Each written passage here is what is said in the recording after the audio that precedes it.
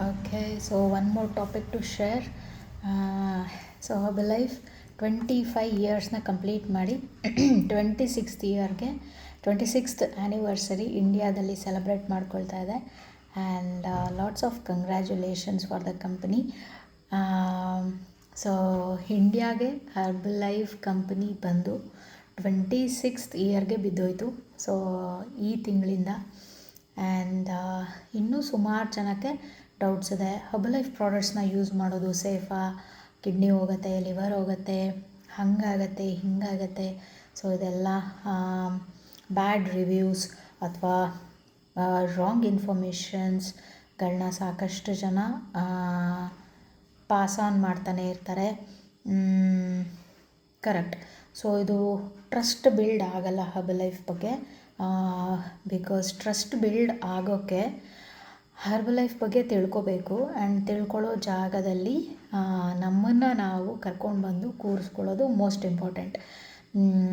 So ಯಾವ ಜಾಗದಲ್ಲಿ knowledge ಸಿಗುತ್ತೆ, ಯಾವ ಜಾಗದಲ್ಲಿ ಎಜುಕೇಷನ್ ಸಿಗುತ್ತೆ, ಆ ಜಾಗದಲ್ಲಿ ನಮ್ಮ ಇನ್ವಾಲ್ವ್ಮೆಂಟ್ ಇಲ್ಲ ಅಥವಾ ನಾವೇನು ತಿಳ್ಕೊಳ್ಳೋದಕ್ಕೆ ಇಷ್ಟಪಡ್ತಿಲ್ಲ ಅಂದವಾಗ ಸೊ ಅದ್ರ ಬಗ್ಗೆ ನ್ಯಾಚುರಲಿ ನಮಗೆ ಇನ್ಫಾರ್ಮೇಷನ್ ಸಿಗಲ್ಲ. ಆ್ಯಂಡ್ ಬ್ಯಾಡ್ ರಿವ್ಯೂಸ್ ಕೇಳ್ತಾನೆ ಇರ್ತೀವಿ ಹರ್ಬಲೈಫ್ ಬಗ್ಗೆ. ಸೊ ಇದಕ್ಕೆ ಕಾರಣ ತುಂಬ ಜನ ನ್ಯೂಟ್ರಿಷನ್ ಕ್ಲಬ್ಗೆ ಹೋಗ್ದೇ ಏನೇನೋ ಇನ್ಫಾರ್ಮೇಷನ್ ಪಾಸ್ ಮಾಡ್ತಾ ಇರ್ತಾರೆ, ಅದನ್ನೇ ನಂಬ್ಕೊಂಡ್ಬಿಡ್ತೀವಿ. ಸೊ ನಾರ್ಮಲಿ ಎಲ್ಲರೂ ಅಷ್ಟೇ ಪಾಸಿಟಿವ್ ಮೈಂಡು ಪಾಸಿಟಿವ್ ಆಗೋಕ್ಕೆ ತುಂಬ ಟೈಮ್ ತೊಗೊಳುತ್ತೆ. ಅದೇ ಒಂದೇ ಒಂದು ನೆಗೆಟಿವ್ ಸೆಂಟೆನ್ಸ್ ಸಾಕು ನಮ್ಮನ್ನು ನೆಗೆಟಿವ್ ಮಾಡಿ ಹಾಕೋದಕ್ಕೆ. ಸೊ ನಾವೇನು ನಂಬ್ತಾ ಇದ್ದೀವಿ, ನಾವೇನು ಕೇಳಿಸ್ಕೊತಾ ಇದ್ದೀವಿ, ಅದರಲ್ಲಿ ನಿಜ ಇದೆಯಾ, ಸತ್ಯಾಂಶ ಇದೆಯಾ, ಇದ್ಯಾವುದನ್ನು ನಾವು ಪರಿಶೀಲನೆ ಮಾಡದೆ ಡಿಸಿಷನ್ಗೆ ಬಂದುಬಿಡ್ತೀವಿ. So that is the problem. ಆಮೇಲೆ ಆ ಟಾಪಿಕ್ ಅಥವಾ ಆ ಸಬ್ಜೆಕ್ಟನ್ನು ಅವಾಯ್ಡ್ ಮಾಡಲಿಕ್ಕೆ ಸ್ಟಾರ್ಟ್ ಮಾಡ್ತೀವಿ. So real knowledge, real education Herbalife ಬಗ್ಗೆ ಸಿಗೋದೇನೆ ವೆಲ್ನೆಸ್ ಸೆಂಟರ್ಗಳಲ್ಲಿ. ಸೊ ನನಗೂ ಹಾಗೆ ಆಗ್ತಾ ಇರ್ತಿತ್ತು. ಸೊ ಹರ್ಬಲೈಫ್ನ ಅವಾಯ್ಡ್ ಮಾಡ್ತಿದ್ದೇನೆ. ಮೇಯ್ನ್ ರೀಸನ್ ಇದರಿಂದ ಸೈಡ್ ಎಫೆಕ್ಟ್ಸ್ ಆಗುತ್ತೆ. ಯೂಸ್ ಮಾಡಿದ್ರೆ ಯೂಸ್ ಮಾಡ್ತಾನೆ ಇರಬೇಕು, ಲೈಫ್ ಟೈಮ್ ತಗೋಬೇಕು.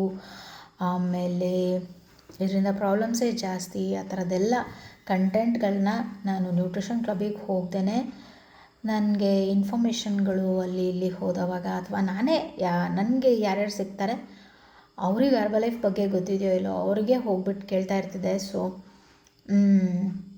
ಒಂದಷ್ಟು ಕಲೆಕ್ಟಿವ್ ಆಫ್ ಇನ್ಫಾರ್ಮೇಷನ್ನ ನಾನೇ ಕಲೆಕ್ಟ್ ಮಾಡಿಕೊಂಡು ನಾನೇ ನನ್ನ ತಲೆಯಲ್ಲಿ ಹರ್ಬಲೈಫ್ ಬಗ್ಗೆ ನೆಗೆಟಿವ್ನ ಕ್ರಿಯೇಟ್ ಮಾಡಿಕೊಂಡು ತುಂಬ ಹೋಗೋದಕ್ಕೆ ವೆಲ್ನೆಸ್ ಸೆಂಟರ್ಗೆ ಟೈಮ್ ತೊಗೊಂಡೆ. ಸೊ ಆ ಟೈಮ್ ತಗೋತಾ ನಂದೇನು ಹೆಲ್ತ್ ಏನು ಸಿಕ್ಕಾಪಟ್ಟೆ ಏನು ಚೆನ್ನಾಗಾಗಿರಲಿಲ್ಲ. ಯಾಕಂದರೆ ನಾನು ಮನೆಯಲ್ಲಿ ಡಯಟಿಂಗ್ ನನಗೆ ತಿಳಿದಿರೋ ಮಟ್ಟಿಗೆ ಡಯಟಿಂಗ್ ಮಾಡ್ತಾಯಿರ್ತಿದ್ದೆ. ಆಮೇಲೆ ನನ್ನ ಫೇವ್ರೆಟ್ ಐಟಮ್ಸ್ಗಳನ್ನ ತಿನ್ನೋದು ಸ್ಟಾಪ್ ಮಾಡಿದ್ದೆ. ರೇರ್ಲಿ ಪಾನಿಪುರಿ, ಮನೇಲಿ ಮಾಡಿರೋ ಅಡುಗೆಗಳು ಎಲ್ಲದರಲ್ಲೂ ಒಂಥರ ಲಿಮಿಟ್ ಹಾಕ್ಕೊಂಡಿದ್ದೆ. ಡಯಟಿಂಗ್ ಮಾಡಿದ್ರೂ ಯಾವುದೇ ರೀತಿಯಾದ ರಿಸಲ್ಟ್ಸ್ ಇರ್ತಿರಲಿಲ್ಲ. ಸೊ ಒಂಥರ ಫ್ರಸ್ಟ್ರೇಷನ್. ಸೊ ಈ ಫ್ರಸ್ಟ್ರೇಷನಲ್ಲಿ ಆ ಡಯಟ್ಗಳನ್ನ ಮಾಡೋದನ್ನ ಬ್ರೇಕು ಮಾಡಿರ್ತಿದ್ದೆ. ಸೊ ಹೀಗೆ ಕನ್ಸಿಸ್ಟೆಂಟ್ ಇಲ್ಲ ಯಾವುದ್ರಲ್ಲೂ. ಸೊ ನಮ್ಮ ಬಾಡಿ ಆ್ಯಕ್ಚುಲಿ ಹೆಲ್ಪ್ ಕೇಳ್ತಿರತ್ತೆ ಎಲ್ಲದಕ್ಕೂ. ಒಳ್ಳೆಯ ಹೆಲ್ತನ್ನ ಚೆನ್ನಾಗಿ ಮಾಡ್ಕೊಳ್ಳೋದಕ್ಕೆ ಹೆಲ್ಪ್ ಕೇಳ್ತಾನೆ ಇರುತ್ತೆ. ಸೊ ಅದನ್ನು ನಾವು ಗಮನ ಕೊಡಲ್ಲ, ಅದನ್ನು ಕೇಳಿಸ್ಕೊಳ್ಳಲ್ಲ. ಎಲ್ಲದಕ್ಕೂ ಮೆಡಿಸಿನ್ಸ್ ಇದೆ, ಏನಾದರೂ ಆದರೆ ತೊಗೊಂಬಿಡೋಣ. ಸೊ ಈ ಥರ ಮೈಂಡ್ಸೆಟ್ಟಲ್ಲಿರ್ತೀವಿ, which is very wrong. And because ನಾನು ಕೂಡ ನನ್ನ ಬ್ಯಾಕ್ ಪೇಯ್ನ್ ಇಶ್ಯೂಸ್ಗೆ ಲಾಂಗ್ ಟರ್ಮಲ್ಲಿ ಮೆಡಿಸಿನ್ಸ್, ಪೇಯ್ನ್ ಕಿಲ್ಲರ್ಸ್ನ ತಿಂದಿದ್ದೀನಿ. ಹೈಯೆಸ್ಟ್ ಡೋಸೇಜ್ ಮಾತ್ರೆಗಳು, ಪ್ರಿಸ್ಕ್ರಿಪ್ಷನ್ ನನ್ನ ಹತ್ರ ಇರ್ತಿತ್ತು, ಅದನ್ನೇ ತೊಗೊಂಡೋಗಿ ಆ ಮೆಡಿಕಲ್ ಶಾಪಲ್ಲಿ ತೋರಿಸೋದು. ಮತ್ತು ಇನ್ ಕೇಸ್ ಡಾಕ್ಟರ್ಸು ಹೇಳೋರು, ಮೆಡಿಕಲ್ ಶಾಪವರು ಹೇಳೋರು ಇಷ್ಟೊಂದು ಪೇಯ್ನ್ ಕಿಲ್ಲರ್ಸ್ ತಿನ್ನಬಾರ್ದು, ಕಿಡ್ನಿ ಹೋಗುತ್ತೆ ಅಂತ. ಆದರೂ ಬ್ಯಾಕ್ ಪೇಯ್ನ್ ತಡ್ಕೊಳಕ್ಕಾಗದೆ ಕನ್ಸ್ಯೂಮ್ ಮಾಡಿಬಿಡ್ತಿದ್ದೆ. ಸೊ ಇದೆಲ್ಲ ಒಂದು ಡೈಲಿ ರೋಟೀನ್ ಥರ ಆಗೋಗಿತ್ತು ಲೈಫಲ್ಲಿ. So I needed weight loss, but not with Herbalife. ಹಾಗೆ ಆ ಥರ ಮೈಂಡ್ಸೆಟ್ ಆಗೋಗಿತ್ತು ನಂದು. ಸೊ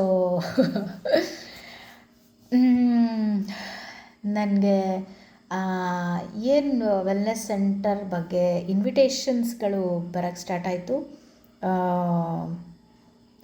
ಒಂದು ಸಲ ಹೋಗಿ ತಿಳ್ಕೊಳ್ಳೋದ್ರಲ್ಲಿ ಏನು ತಪ್ಪಿದೆ ನೋಡೋದು, ಇಷ್ಟ ಆದರೆ ಕಂಟಿನ್ಯೂ ಮಾಡೋದಿಲ್ಲ ಅಂದರೆ ಇಲ್ಲ ಅಂತ ಸ್ಟೆಪ್ ಇನ್ ಆದವಳು ನಾನು.